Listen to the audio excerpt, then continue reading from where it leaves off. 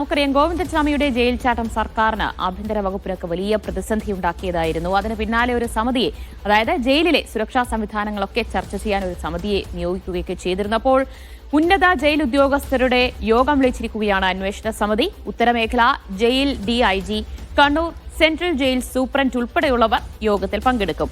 Govindaswamy jail ചാടിയ രീതി അന്വേഷണ സമിതി വിശദമായി തന്നെ പരിശോധിച്ചിട്ടുണ്ട്.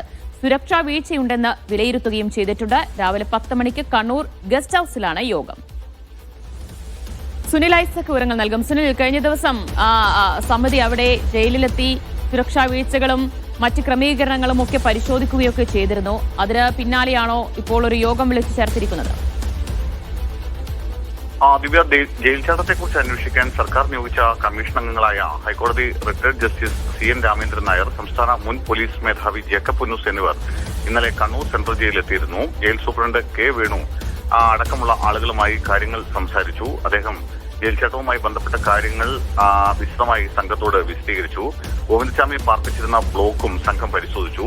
ഗോവിന്ദസ്വാമിയുടെ ജയിൽ ചാട്ടത്തിൽ ഗുരുതരമായ സുരക്ഷാ വീഴ്ച ഉണ്ടായിട്ടുണ്ടെന്ന ജയിൽ വകുപ്പിന്റെ റിപ്പോർട്ട് ശരിവെക്കുന്നതാണ് അന്വേഷണ സംഘത്തിന്റെ ഒരു പ്രാഥമികമായ വിലയിരുത്തലെന്നാണ് നമുക്ക് മനസ്സിലാക്കാൻ കഴിയുന്നത്. തടവ് ചാടിയ ശേഷം 4 മണിക്കൂറോളം ഗോവിന്ദസ്വാമി ജയിലിനകത്ത് പതുങ്ങിയിരുന്നത് ജീവനക്കാർ അറിയാതിരുന്നത് ഗുരുതര വീഴ്ചയാണ്. ജയിൽ ചാട്ടം നടക്കുമ്പോൾ ബ്ലോക്ക് 2 ഷിഫ്റ്റുകളായി ഷിഫ്റ്റിന് 4 പേർ മാത്രമേ ഉണ്ടായിരുന്നുള്ള കാര്യവും അന്വേഷണ സംഘം ആരാഞ്ഞു.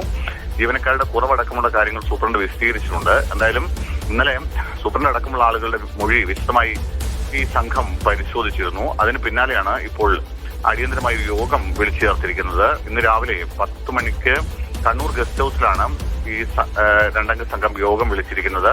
യോഗത്തിൽ ജയിൽ DIG, ജയിൽ സൂപ്രണ്ട്, ഒപ്പം കണ്ണൂർ ജില്ലാ സിറ്റി പോലീസ് കമ്മീഷണർ തുടങ്ങിയ ആളുകൾ യോഗത്തിൽ പങ്കെടുക്കുമെന്നാണ് പ്രതീക്ഷിക്കുന്നത്.